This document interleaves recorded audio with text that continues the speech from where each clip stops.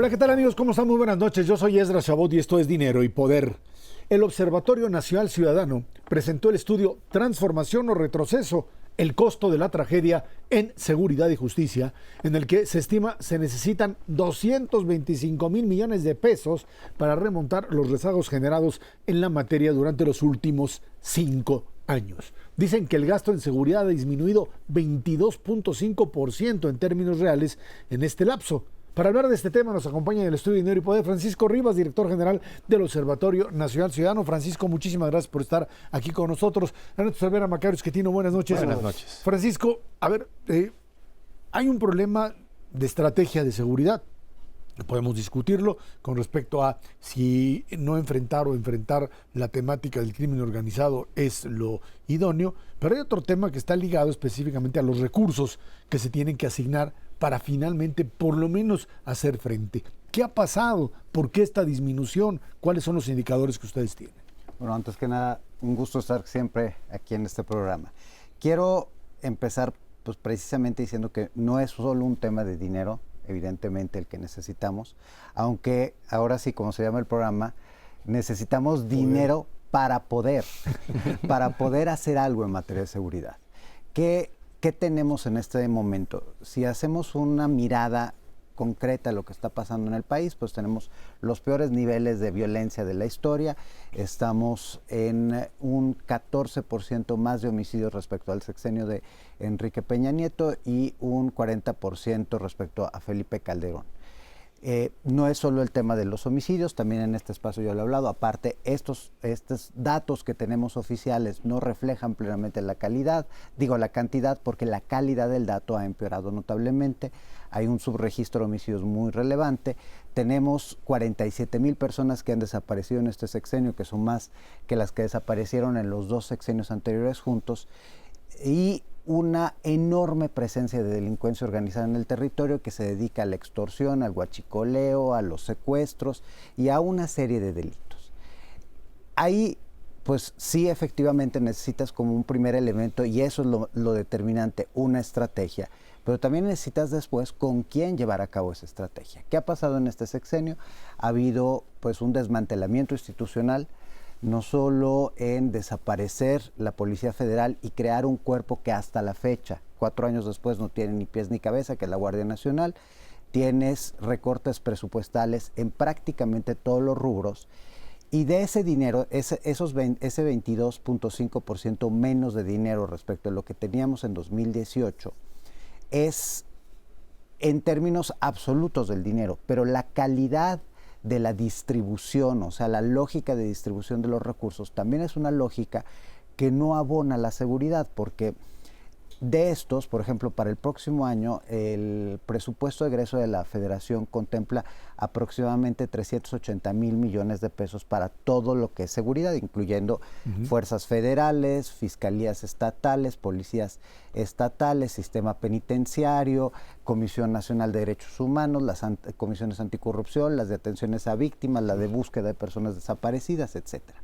Entonces, en todo ese aparato, de esos 388,000 millones de pesos, solo para las instituciones de seguridad, quitando el ejército, quedan 118,000 millones de pesos, porque 270,000 se van al ejército, y de esos 270,000, una parte muy relevante, casi la mitad, se van a las obras de esta administración. Entonces no se van ni siquiera a temas que sean sustantivos de la seguridad. No es que estamos fortaleciendo al ejército, le estamos dando más capacitación, más armas, más recursos, más contrataciones. No, lo único que se está haciendo es reducir el gasto sin compensar de ninguna otra manera.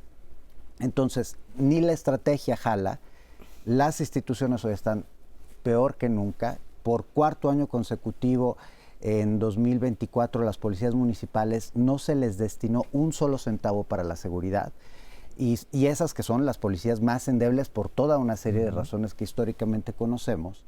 Entonces, el cálculo que hicimos a partir precisamente del deterioro en términos de contrataciones, en términos de tecnología, en términos de patrullas que no funcionan, en términos de capacitación que no se ha llevado a cabo, es primero que se mantengan estos 388 mil millones de pesos, que se distribuyan de una manera mucho más lógica y que se agreguen a partir de 2025 225 mil millones de pesos más, con una lógica de crecimiento en el tiempo. Aunque el tema de Guardia Nacional pues ya es prácticamente una realidad, más allá de que pues, uno pueda decidir o no, quién sabe si la siguiente administración pueda meterle mano a la estructura y volver a empezar otra vez de cero, que sería parte de la problemática, Ernesto. Francisco, digamos que este es el promedio, pero hay entidades federativas que lo están viendo mucho más negro que solamente un recorte del 22%. ¿Tendrán ustedes una idea más o menos de cuáles son los que se les ha recortado muchísimo más del 22% y cuáles más o menos pueden irla llevando? Pues mira, extrañamente son las entidades de oposición las que han tenido los peores recortes presupuestales. Estamos hablando principalmente de Guanajuato, estamos hablando del caso de Jalisco, estamos hablando del caso de Chihuahua, que son entidades en donde Querétaro también, que es en donde se ha visto estos recortes más que en otros rubros. Porque de nuevo, si pensamos en términos de recortes, un primer recorte lo tenemos en lo federal. La Fiscalía General de la República tiene aproximadamente un 30% menos de recursos respecto a lo que tenía la PGR en su último año de operación, y eso también explicaría por qué vemos una Fiscalía que no está dando resultados. Si volteamos a ver los recursos específicos para la Guardia Nacional tiene aproximadamente el 85% de lo que tuvo en su último año de operación la Policía Federal. Y en ese sentido, pues un dato importante que señalar es que si Policía Federal cerró su historia con 37,000 elementos, se supone que Guardia Nacional tiene por lo menos 150,000 elementos, es decir, que 85%, un 15% menos de recursos en la Guardia Nacional en realidad es mucho menos por el tamaño de la institución. También eso explica por qué en los resultados que da la Guardia Nacional comparados con los resultados que daba la Policía Federal en términos de órdenes de aprehensión, de investigaciones, de reacción, de detenciones, etcétera, pues es infinitamente menor, y estos son datos que da la misma INEGI. Entonces, sí efectivamente hay rubros que han sido más trastocados. Por ejemplo, la Comisión Nacional de Búsqueda ha tenido un crecimiento, pero ese crecimiento no es suficiente respecto a una problemática que cuando inició este sexenio había aproximadamente, pues insisto, menos de la mitad de desaparecidos. 20,000 por año. Exactamente, y ahorita 20,000, de hecho fueron 20,000 toda la administración de Peña, y pues en este caso que tenemos más del doble, evidentemente necesitamos muchos más recursos, porque ahí sí luego cuando desdoblas a las comisiones estatales de atención a víctimas, de búsqueda de personas, ahí te encuentras que pues prácticamente hay algunas que no tienen absolutamente nada, y eso de nuevo nos vuelve a explicar parte de este enorme problema, parte del por qué las personas van a denunciar, y esto es un hecho que tenemos comprobado a través de las víctimas que atendemos en el área de atención a víctimas del observatorio, que tienen que ir 6, 7 veces a denunciar la búsqueda de una persona desaparecida, y hasta que no les acompañamos nosotros, que les damos asistencia psicológica y legal gratuita, hasta ese momento es cuando se les inicia una carpeta de investigación, porque no las están atendiendo las víctimas. Por eso digo, los números son infinitamente más altos en esta administración, y si bien todas las administraciones nos han querido ver la cara y de alguna manera nos han maquillado información y nos han dicho cosas que no eran exactas, lo que hoy tenemos es un auténtico desastre en un gobierno que miente todos los días y que lo hace en la absoluta impunidad. Un gobierno y unos gobiernos estatales que hacen exactamente lo mismo. La Policía Federal se crea en el gobierno de Calderón, la crecen, la llevan a 40,000 elementos más o menos. En el sexenio de Peña Nieto la dejaron ahí abandonada, pero no se cayó, cuando menos seguía el mismo número de personas, ya no había más presupuesto, ahí andaban dando lástimas. Pero la Guardia Nacional sí es una tragedia, porque dicen que son 100 y tantos mil elementos, pero para encontrar uno en la carretera se necesita tener muchísima suerte. Nunca hay nadie cuidando. Y hay entidades donde no patrullan. No hay, y esto ha significado un crecimiento de control territorial que ahora incluso el presidente, con toda tranquilidad, en el ánimo de criminalizar a los jóvenes muertos en Celaya, pues dijo, no, es que fueron a comprar droga, porque por ahí eso es lo que pasa. Esto significa que pues estamos teniendo ya una parte muy significativa del territorio en manos del crimen. Es ya muy poco seguro circular por buena parte de las carreteras, incluso las que son importantísimas para el comercio internacional. Esto realmente es una tragedia. Estos 225,000 millones a los que se refiere el observatorio no son que se necesiten de una vez, están realmente recomendando un incremento de presupuesto anual por una cantidad de este tamaño y decías, e incrementarse en el tiempo. ¿Calculas que con eso sería suficiente? Digo, obviamente hay que hacer muchas otras cosas, pero en términos de recursos, ¿alcanza con eso? Esto es 3/4 partes de un punto del PIB, un poco para comparar. El gobierno no lo tiene en este momento, tendría que hacer un esfuerzo, pero ¿sería suficiente? A ver, ¿sería suficiente? No puedo decirlo con esa seguridad, es decir, si la lógica es una lógica creciente, si está acompañada de una estrategia, si tenemos mecanismos de supervisión, tanto internos como externos, que funcionen, porque ahí, lamentablemente, una de las cosas que si ahorita les otorgaran esos 225,000 millones de pesos más, se van a ir a las campañas. Sí. Esa es la realidad. Sí. Entonces, hoy no hay cómo supervisar el gasto. En algún momento tuvimos como sociedad civil, una mayor capacidad de supervisar cómo estaban gastando los estados los recursos. Y podíamos hacer señalamientos muy puntuales. Por ejemplo, en su momento, algo que funcionó muy bien fue la Comisión Nacional Antisecuestro, porque la CONACEN lo que hacía no solo era ayudar a que se combatiese de manera homogénea el secuestro a nivel nacional, sino supervisaba específicamente que los recursos destinados al tema de secuestro se fueran al tema de secuestro y las camionetas no se fueran a la novia del gobernador o del fiscal. Entonces, esas son las cosas que deberíamos de tener en cuenta si pensamos precisamente en este crecimiento de los recursos. No es suficiente porque evidentemente si queremos estar simple y sencillamente como nuestras contrapartes de la OCDE, como los países de la OCDE, pues este crecimiento tiene que ser, insisto, sostenido por los próximos 10 años, porque tendríamos que superar el 3% del Producto Interno Bruto dedicado a la seguridad, y eso pues nos lleva un buen tiempo. Hoy estamos en menos del 1% y de nuevo, en este gasto que no tiene ni lógica, no tiene pies ni cabeza, no tiene un objetivo, no tiene cómo supervisarse. Entonces es es tirar el dinero a la basura lo que tenemos ahorita. Rápidamente, Francisco, el tema de seguridad en año electoral estará ligado al control que pueda o no control que pueda tener el Estado mexicano sobre un proceso electoral en áreas en las que por lo pronto pues no gobierna ni siquiera la Guardia Nacional. ¿Cuál sería el pronóstico? Elecciones en donde el tema crimen organizado terminará por ser un factor fundamental para la elección. A ver, el crimen organizado fue un factor fundamental en 2021 y 2022. Las elecciones y la manera en la que arrasó Morena a lo largo del Pacífico, pues no se explica si quitamos el elemento delincuencia organizada. Entonces, yo creo que uno de los factores que tenemos que tener en consideración es ese. Para mí, de los 4 elementos clave que el Estado mexicano debería enfocarse el próximo año es, primero, la extorsión, que está matando el comercio, que está matando a las personas y literalmente las está matando.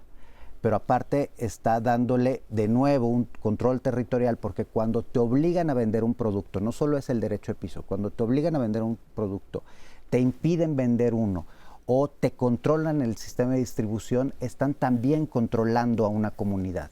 Hoy tenemos un sinfín, el pollo, los cigarros, el huevo, el aguacate, el limón, insumos médicos que están controlados por la delincuencia organizada, y eso es gravísimo, porque es una forma también de meterse en lo legal.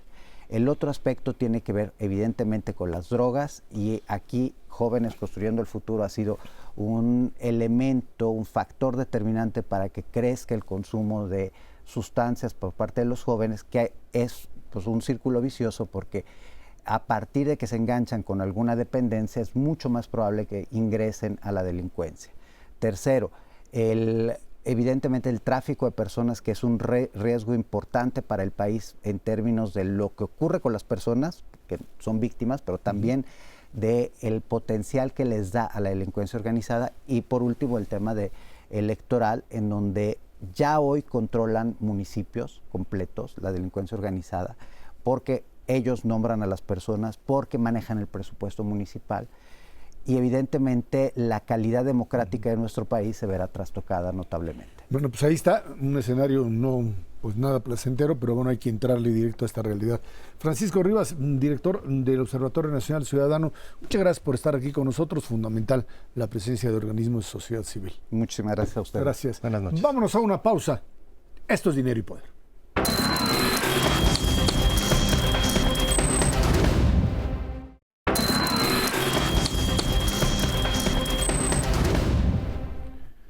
México y prácticamente pues ningún otro país miembro de la Organización para la Cooperación y Desarrollo Económico, la OCDE, repuntaron en la prueba PISA. De acuerdo con sus resultados, nuestro país registra un atraso de un par de décadas. Señala que hay jóvenes de 15 años que carecen de competencias básicas en matemáticas, lectura y ciencias, y advierte que 2 de cada 3 no lograron realizar operaciones matemáticas. El 50% no comprendió lo que leyó, y el mismo porcentaje en ciencias, es decir, 1 de cada 2 se ubicó en el nivel más bajo de competencia. En respuesta, a la Secretaría de Educación Pública, bueno, pues justifica, dice que los resultados en la prueba PISA fueron causados por la pandemia de COVID-19. Con pandemia de COVID-19 nos queda claro que fue un elemento importante, pero parecería ser que se vuelve a repetir el esquema que se aplicó en salud, en donde pues tampoco se utilizaron los instrumentos idóneos para poder superar una condición de esa naturaleza. Estamos hablando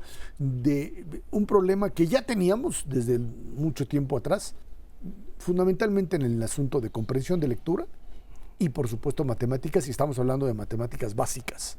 No es que diga uno es que la álgebra no le saben. No, hay un problema de matemáticas básicas que uno diría, bueno, ¿y para qué lo uso? Si la calculadora me lo hace todo. El tema de pensamiento abstracto, de la capacidad de, digamos, conocer e impulsar otro tipo de formas de pensar que sean mucho más profundas que un pensamiento simplista.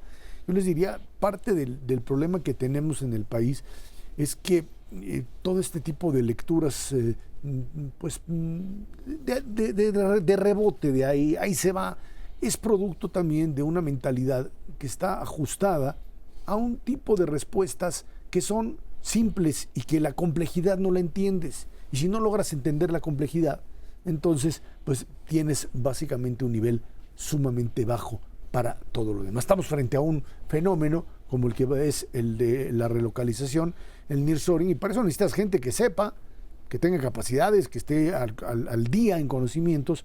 De lo contrario, pues o te dedicas a importar todo, Macario, o simplemente pues avientas otra vez el tema de la educación para otra cosa, para propaganda, para control político, lo que tú quieras, pero no como elemento de ascenso en la escala social, no para conseguir un empleo. Para eso no sirve. Efectivamente, la prueba PISA se aplica a los jóvenes de 15 años, se aplica cada 3 años. Esta debió haberse aplicado en 2021, pero por la pandemia se pospuso a 2022. Efectivamente, muchos países caen en su puntaje. México en puntos no es el que más cae, pero a la hora que lo mide uno proporcionalmente a la calificación que teníamos, entonces ya estamos en los lugares más bajos de la tabla. La forma como funciona esta prueba es aplicar módulos que deben ir aprobando los jóvenes uno tras otro.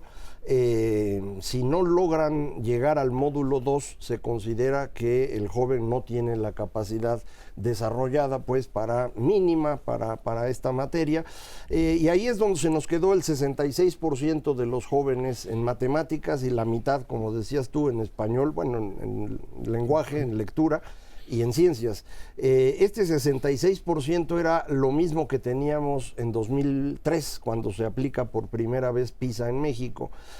A mí me gusta usar los módulos porque es una mejor forma de entender. Si uno ve la calificación promedio, México está en los primeros lugares de América Latina. Pero si uno empieza a dividir por módulo, el asunto cambia mucho. Los módulos 5 y 6, los más altos, los jóvenes que están ahí se considera que están en nivel de excelencia y es el módulo que hay que impulsar porque pues ellos van a ser los líderes en el futuro, no solo en la educación o en la investigación, también en la política, en los medios, en la empresa. Entonces, si tú no tienes gente en ese nivel, las cosas pueden complicar mucho. Y ese es precisamente el problema de México. Ahí tenemos una caída de 60%. Habíamos logrado llegar a colocar ahí 5 de cada 1000 jóvenes en excelencia, nada más 5 de cada 1000. Poco para que tengan referencia, Japón o Corea colocan 200, nosotros colocábamos 5. ¿Y ahora? Bueno, para esta prueba ya nada más fueron 2.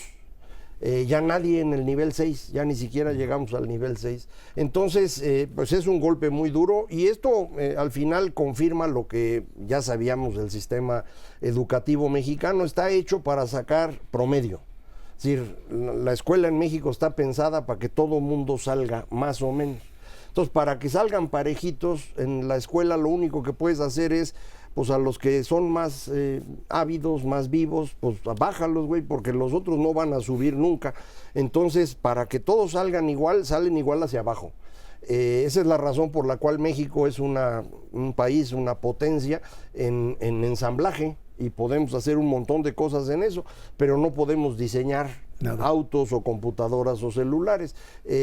La prueba confirma que así fue y coincido contigo, lo que ocurre en educación es lo mismo que pasó en salud y en economía con la pandemia. A todos los países les pegó, pero a unos les pegó mucho más por malas políticas y México es prácticamente de los peores en las tres cosas. Es una verdadera tragedia el resultado. De hecho, si vemos la diferencia en calificación, la caída en la calificación que tiene México, de los 14 países de América, incluyendo Estados Unidos y Canadá, México, son 14 los que participan en la OCDE en esta prueba PISA. México sale en el 12º de 14 en matemáticas y en comprensión de lectura. 12 de 14. Y en ciencias, en el 14 de 14. Ese es el golpe más fuerte que ha tenido esta evaluación PISA para el caso de México. Sin duda alguna, el país más golpeado de todos, y pues algo tiene que ver precisamente porque se está comparando la prueba del 2018 con la prueba efectiva del 2022.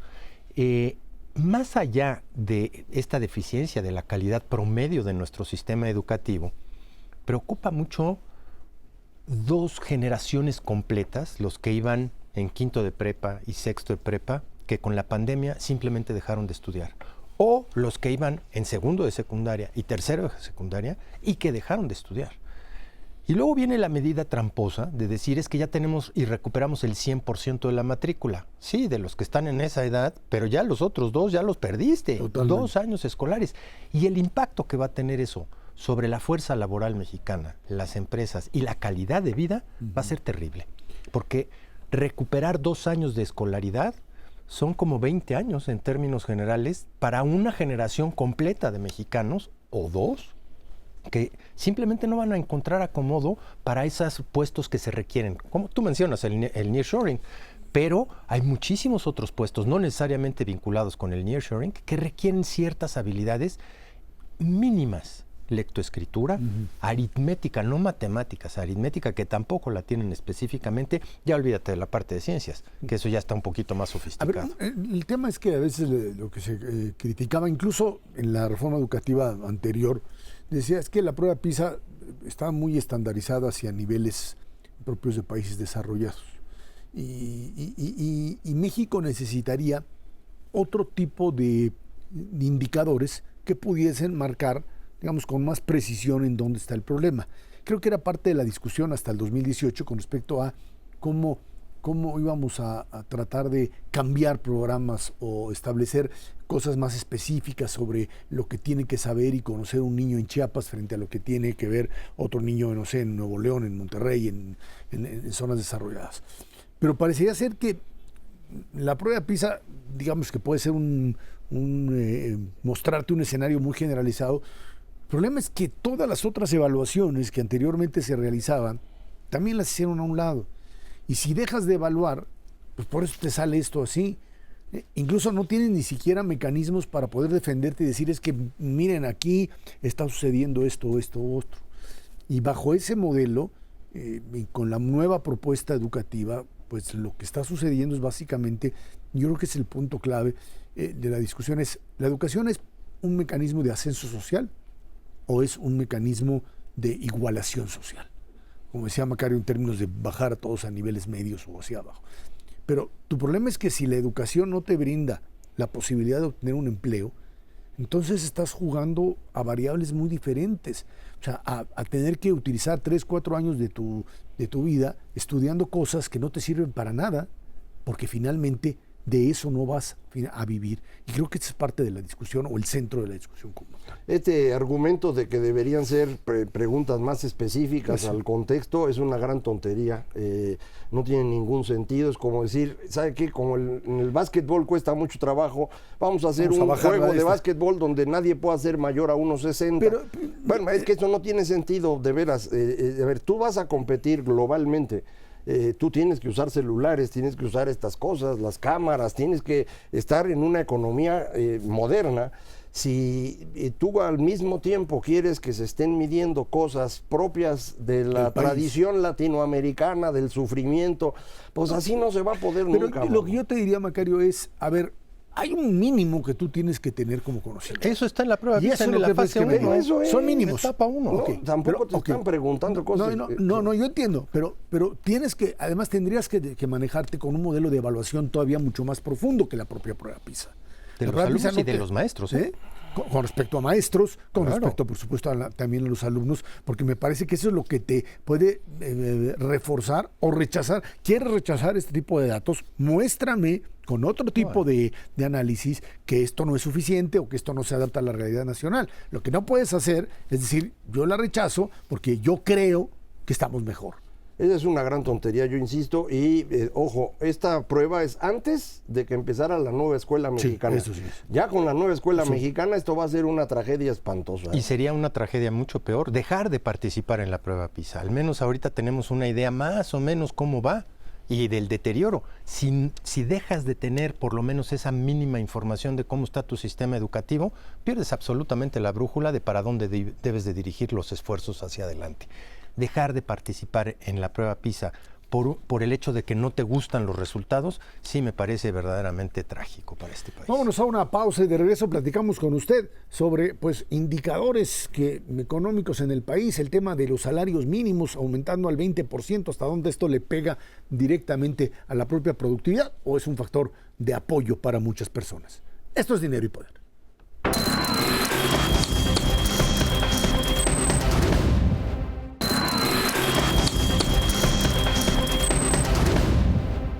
El salario mínimo tendrá un incremento del 20% a partir de 2024, así anunció el presidente de la República.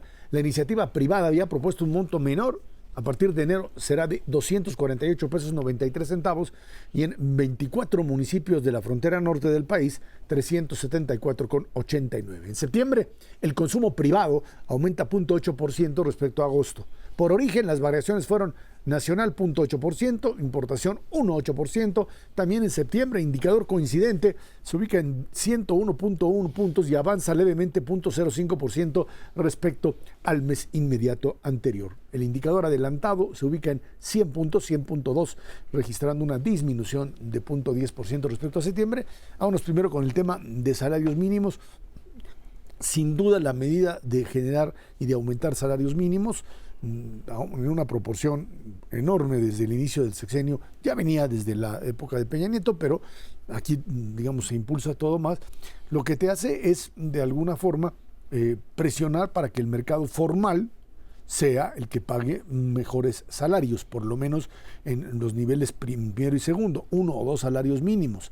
El problema radica en que pues, esto que es un mecanismo de impulso para tener mejores niveles de consumo, pues, el problema es que si los otros salarios no te crecen, sin generar inflación, como lo han hecho sin duda alguna, pero si no te crecen al mismo nivel, entonces simplemente la diferencia se va haciendo cada vez más chiquita, Ernesto, y el problema creo radica en que pues a quienes están afectando es a pequeños y medianos propietarios, empresas Sí. que están en la formalidad y que tienen que pagar ese tipo de salarios. El tema de empleo a medias, de estudiantes que trabajen y todo, que si tienes que pagar sobre ese tipo de cantidades, pues terminas haciéndolos fuera. O sea, esta discusión sobre si es positivo o no aumentar salarios mínimos está ahí presente, pero creo que de alguna forma sí sirvió como un mecanismo para generar mayor consumo, pero también, dicen algunos, para generar mayor informalidad, porque ahí sí estás hablando de otro mercado en donde el tema salario mínimo ni siquiera cuenta, Ernesto. Dicen en México que tanto va el cántaro al agua que acaba por romperse. Sí, efectivamente había una brecha gigantesca entre el salario mínimo y lo que ganaban en promedio los trabajadores formales del país. Esa brecha se ha venido reduciendo paulatinamente conforme has aumentado el mínimo. Durante décadas el salario mínimo estuvo en la parte, digamos, terrible, no ni siquiera de supervivencia. Y eso se debía básicamente porque el salario mínimo o al salario mínimo estaban atados muchísimos contratos, entre otras, por ejemplo, los créditos, el Infonavit, una serie de factores. Cuando quitas eso, creas la posibilidad de que el salario mínimo se empiece a ajustar sin modificar todo lo demás. Yo te diría, efectivamente, el salario mínimo era una referencia, ahora se ha convertido ya en una fuente de presión para las empresas, especialmente para las pequeñas y medianas. Las grandes, digamos, que han podido absorber el trancazo de incremento en costos, yo no te diría sin problema, sí han tenido que hacer ajustes muy importantes en productividad. Tal vez su incremento en el empleo de aquí para adelante sea sustancialmente más bajo de lo que hemos visto en el pasado. De algún lado tienen que ahorrar porque si no empiezan a perder precisamente competitividad. Y no hay rubro dentro de los costos que haya aumentado más en los últimos 5 años que el costo laboral, porque no nada más es el incremento al salario, es todo lo que va alrededor del empleo, que está perfectamente bien, tal vez justificado porque estábamos muy rezagados en ese sentido, pero de aquí adelante yo creo que va a ser necesario realmente tener una discusión de hasta dónde es digno el salario, por una parte, hasta dónde se afecta efectivamente a las empresas, pero una discusión que no está sobre la mesa, es algo que mencionaste, Ezra, es qué tanto se pueden generar políticas para mejorar la productividad de los trabajadores, que ese es verdaderamente el quid. Tú puedes mejorar notablemente esta parte de cómo les pagas a tus trabajadores y qué beneficios les das cuando encuentras una fuente de incremento en la productividad. Y eso no nada más va atado a lo que le pagas, sino a lo que inviertes. La productividad de un trabajador se va al doble cuando compras una máquina nueva y no tiene nada que ver ni con lo que le pagaste ni nada, simplemente hiciste una nueva inversión. La discusión completa de la productividad de los dos factores, se llama productividad factorial total, que es un rimbombante nombre, para decir cómo mejoramos esta parte fundamental que ha venido cayendo consistentemente en México, aunque hayas aumentado los salarios. Claro.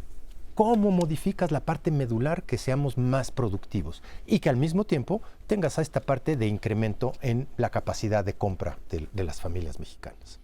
Los salarios mínimos pudieron empezar a subir porque en el sexenio de Peña Nieto se fue desvinculando el salario mínimo de todos los contratos que lo usaban como referencia. Entonces, a partir de 2017 empieza a subir. De 2017 para acá, el salario mínimo se ha duplicado. Cuando empezó a subir el salario mínimo, lo comentamos aquí muchas veces, realmente nadie en el mercado formal ganaba salario mínimo, era una cantidad muy pequeñita, la mayoría andaba en 2 salarios mínimos. ¿Qué quiere decir eso? Pues que ahorita el salario mínimo ya alcanzó el piso donde tenía que estar.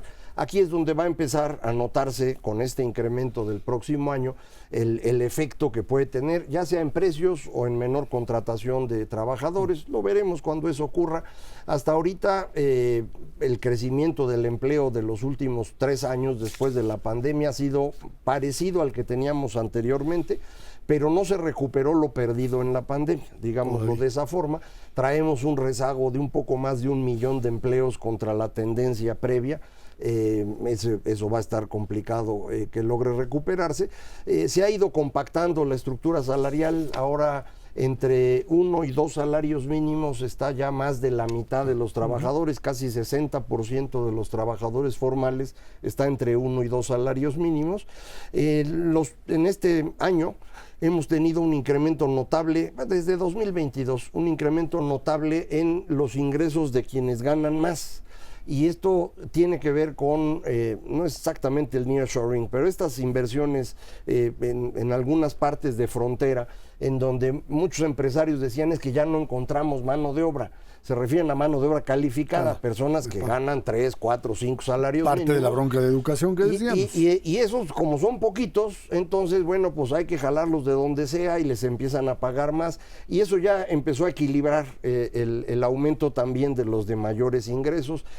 No sabemos si esto va a continuar, va a depender mucho de la dinámica, pero sí, es lo que tú decías ahorita, tenemos muy poco capital humano en esos niveles, y entonces estas personas pues se vuelven más caras, y qué bueno por ellos porque están ganando lo que merecen, pero necesitaríamos como economía producir más personas con altos niveles de calificación. Ahora, pasando al tema de crecimiento económico, otra vez el tema que semana tras semana ahí le metemos mano es, a ver, vamos a terminar este año, inflación, el dato que aparece hoy, una inflación relativamente controlada de 4%, sube un más, poquito, 4.3, pero nada sube un preocupante. poco, ahí está controlada. Tienes este asunto de un crecimiento económico que incluso por el tema de nearshoring se habla el año entrante de subir hasta 2.4% como posibilidad real.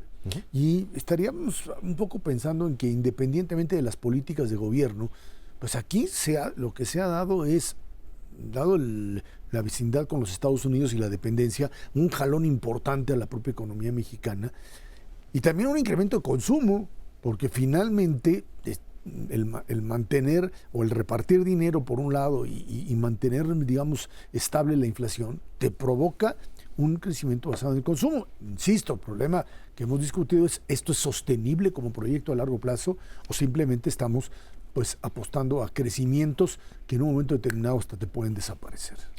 Es posible, Ezra. Yo te diría, estamos llegando a ese punto en donde, como mencionamos hace unos momentos, va a ser realmente difícil continuar con este incremento en términos de los salarios reales de esta magnitud, porque no nada más ha sido el salario mínimo te aumenta 15% en términos reales, 20% nominales, pero el salario manufacturero promedio también te está aumentando tasas del 6% real, 11% en términos nominales. Yo te diría, sí va a ser difícil sostenernos hacia adelante a menos que haya un incremento notable de la productividad, lo cual dudo mucho. El problema es que tienes otros elementos adicionales que te influyen, no nada más el salario, sino el empleo. Este poder adquisitivo depende de cuánto ganas, pero de si tienes o no tienes chamba. Y si tienes chamba es en el sector formal, con prestaciones, o en el sector informal. Depende de las remesas. Depende si eres ahorrador, cuánto te pagan en las tasas de interés por tu ahorro.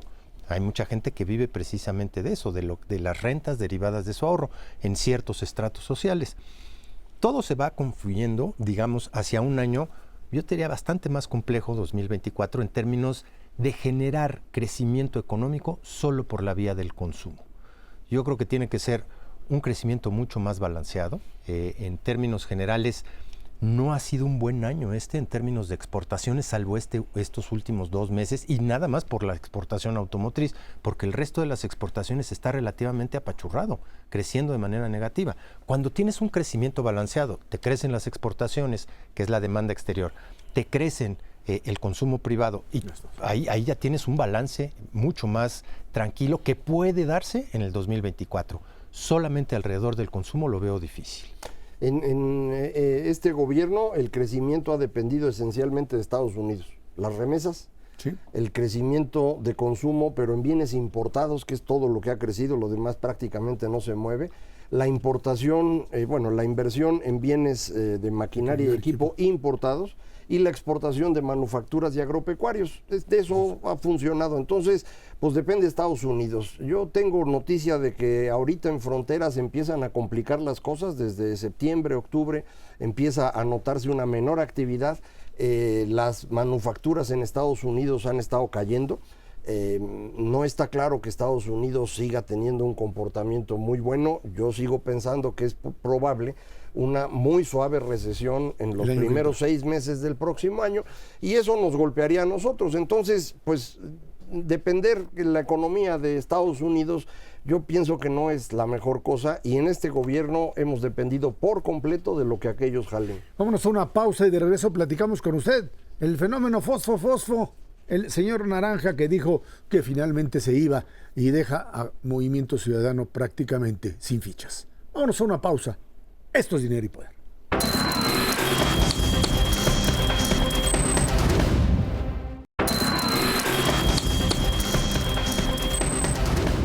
El gobernador Samuel García se bajó de su campaña o precampaña, como le quieran llamar, después de crear una crisis de gobernabilidad en su estado. Esto al no poder imponer a su secretario de gobierno, Javier Navarro, como gobernador interino para que le cubriera las espaldas. El ex precandidato emesista no reconoció a Luis Enrique Orozco, quien fue nombrado por el Congreso local de mayoría panista-priista, y al no haber un acuerdo decidió regresar a su cargo para terminar su mandato al frente del gobierno estatal. Al día de hoy, Movimiento Ciudadano no tiene precandidato, se le acabaron las fichas y pues solamente parece que el dueño del partido será el único que pueda por ahí postularse. Se acaba el periodo de campaña y bueno, es precampaña, el 20 de enero ya podrá anunciar a su candidato, ¿sí? Hay partidos que son partidos políticos, hay otros que son franquicias, como el Verde, y hay otros que son partidos y franquicia, como propio Movimiento Ciudadano. Y me decía que el Movimiento Ciudadano no mandaba Dante, que había ahí un movimiento. Me queda muy claro que desde el momento en que Dante Delgado decidió, jugó a la oposición, nunca tuvo la capacidad, digamos, de entender bien la política. Y me dice, es que Dante sí le sabe. A ver, en 2006 apostó a López Obrador y PRD. Perdieron. 2012, otra vez. Y en la buena, que era 2018, se pasó a la oposición. O sea que si compra todos los billetes de lotería, los números salen letra. O sea, no le atina absolutamente a nada. Un político de esa naturaleza, a ese nivel, me parece que, bueno, pues si se le ocurre no dejar que Jorge Álvarez Maínez sea el candidato, aunque sea poco conocido, y se pone él, pues no es que sea la nueva política, es el retorno a lo que representó Dante Delgado como un priista que fue castigado en su tiempo y que finalmente organizó esto que se llamó Convergencia al principio y después pues fue ahí pepenando lo que fuera, artistas, del show business, todo para poder impulsar candidatos. Le fue bien en el caso de Jalisco y luego ahora pues con Samuel García allá en Nuevo León, donde definitivamente Macario, pues el propio Samuel García no tenía para dónde moverse, porque ahora sí que para tener la lengua larga hay que tener la cola corta y él no la tiene. Efectivamente, Movimiento Ciudadano me parece existía como Convergencia por la Democracia originalmente, lo había creado Dante para pues tener una presencia política ya que lo habían sacado del PRI. Se cambia en 2011 siguiendo la imagen del Partido Ciudadanos de España, un partido que también tenía color naranja, que venía de fuera de la política y que estuvo creciendo con base en liderazgos locales. Y eso mismo intentan hacer aquí, van pepenando liderazgos locales, algunos muy buenos, otros regulares, pero sobre todo gente que había estado en el PAN, o en el PRD, pero no muy dentro. Ellos eran los que se convertían en sus líderes locales y esto les fue ayudando. Han ido proponiendo una especie de plataforma ciudadana, moderna, juvenil, que no necesariamente vende bien en México, pero lo han estado intentando. Sin embargo, igual que Ciudadanos en España, el problema que tienen es que eso no funciona a menos que esté uno decidido a meterse en serio a la política y tomar decisiones duras. Eso es lo que no han querido hacer. Creo que ya les ocurrió lo mismo que aquel partido. El partido español prácticamente ha desaparecido y creo que aquí ocurre lo mismo. El momento clave, me parece, era decidir si iban o no con la coalición de oposición, en donde toda la lógica indicaba debían haberse sumado, y no quisieron hacerlo porque pues ellos son puros y claros y transparentes. Todo más bien parece indicar que no podían hacerlo porque el dueño del partido pues no es dueño de su vida, digámoslo así, tiene también mucha cola. Hay una relación cercana con personas que están involucradas en el gran desfalco a Segalmex, el fraude más grande en la historia de México, y entonces pues eso les dificulta irse con la oposición porque se les puede enojar el presidente. Querían poner a Marcelo de candidato y el presidente les dijo que no, les dijo que mejor a Samuel, pusieron a Samuel. No les funcionó porque pues, Samuel tampoco sabe de esto, no supo cómo procesar su salida, se viene abajo y ahora incluso el mismo Samuel García está amenazado de una serie de denuncias porque pues, hay un periodo en el que aparentemente hay usurpación de funciones porque no debía haber sido gobernador y actuó como tal, etcétera. Bueno, ya veremos en qué acaba, pero a mí me parece que Movimiento Ciudadano ha entrado ya en el camino de la disolución. No sé quién sea el candidato, pero veo difícil que obtengan siquiera los votos para mantener el registro. En una elección polarizada entre dos candidatas muy fuertes, pues esta tercera opción yo no creo que tenga mucho éxito, a menos que consigan una gran candidatura, pero no se me ocurre ahorita dónde. Pues, no sé. A ver, Nuevo León ya van varios gobernadores que se les chispotea, que no tienen de dónde elegir un buen gobernador, la clase el Bronco política. salió como independiente, ¿no? Por eso. Sí. Y luego Movimiento Ciudadano, y para atrás uno puede ir viendo, y la verdad es que Nuevo León, si uno ve las últimas estadísticas del INEGI, va a ser ya el segundo estado que más aporte al Producto Interno Bruto de este país. O sea, a pesar de... Bueno, todavía el Estado de México está todavía por arriba, sí, pero sí. lo va a rebasar en unos años y Jalisco también. Uno diría, están haciendo bien las cosas, ¿no? Pues uno diría que no necesariamente, lo podrían estar haciendo extraordinariamente mejor. La verdad es que tiene todos los elementos y tiene el nearshoring y tiene un futuro impresionante para estar haciendo este tipo de ridículos en donde pues lo que hace es literalmente usurpar funciones, regresar para que no se arme un verdadero relajo. Pues todo el mundo tiene que poner un poquito de cordura, porque lo que no se puede es gobernar un estado de esta importancia a base de puras vendetas y venganzas por todos lados. Tú me la hiciste, yo te la cobro y va de regreso. Yo veo muy complicado efectivamente que Movimiento Ciudadano pueda mantener su registro. Pero a final de cuentas está contribuyendo y en mucho a la polarización adicional de lo que se está viviendo a nivel nacional. Esto de abonar con injurias en lugar de con ideas al diálogo nacional y a la pelea nacional como contraposición permanente y forma de hacer política no le hace ningún bien al país. Estamos ávidos de discutir ideas y lo único que hemos encontrado, al menos de esta posición de Movimiento Ciudadano, es descalificaciones absolutas. Y en ese contexto, yo sí creo que efectivamente Nuevo León merece mucho mejores gobernantes. Aparentemente a nivel local lo han hecho muy bien, algunos y están muy contentos dentro de los propios municipios, pero a nivel estatal, híjole. La verdad de las cosas es que hay mucho que decir. A ver, Movimiento Ciudadano aparece como un partido de oposición que en 2021 dice yo no voy con el frente porque yo voy solo. Y eso le permite finalmente tener una representación, pero... Podría haber sido mucho más alta. Muy pequeña, exactamente, y que le dio la posibilidad a Morena y a sus aliados a mantener la propia mayoría en la Cámara de Diputados. Ese es un punto. Y creo que el punto decisivo en donde Dante Delgado o Movimiento Ciudadano están en posibilidad de definirse es con la elección del Estado de México. ¿Sí? Elección del Estado de México, en donde pues tenían una figura como Juan Cepeda, que había sido candidato del PRD y que fue finalmente el que le permitió al propio Alfredo del Mazo ganar la elección hace 6 años. Y resulta que de repente dice que no, que ante el enfrentamiento entre Delfina y el PRI, etcétera, pues lo quito me salgo y no contiendo. Cero y van dos. Porque tenía el 16% de intención de voto, por lo menos entre el 13 y el 16, lo que hubiese cambiado totalmente la ecuación.